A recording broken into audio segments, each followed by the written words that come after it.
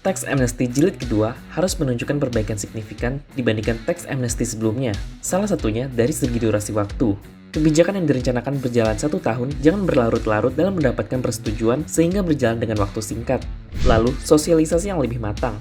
Jumlah peserta yang turut serta dalam kebijakan tax amnesty jilid kedua harus sesuai target, begitupun dengan jumlah penerimaan yang didapatkan. Masa pandemi COVID-19 tidak dapat diprediksi kapan berakhir. Kebijakan tax amnesty jilid kedua akan menjadi salah satu insentif pemerintah bagi dunia usaha yang mengalami konstruksi akibat resesi ekonomi berkepanjangan.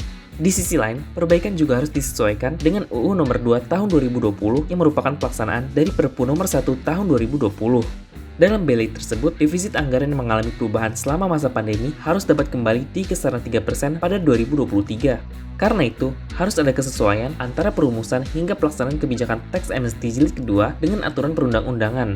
Kebijakan tax amnesty jilid kedua juga mempunyai tantangan dari sisi piutang pajak yang menjadi beban bagi pengusaha terlebih di masa pandemi COVID-19.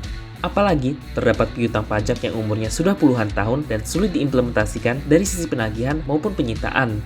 Kompleksitas permasalahan dalam kebijakan tax amnesty jilid kedua inilah yang menunjukkan bahwa langkah politik harus ditempuh sebagai jalan keluarnya.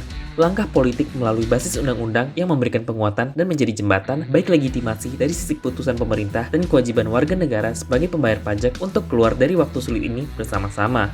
Langkah politik ini harus ditempuh dengan dukungan dari seluruh stakeholder sehingga kebijakan tax amnesty jilid kedua tidak menemui kendala yang berarti mulai dari tahap perumusan kebijakan hingga tahap implementasi.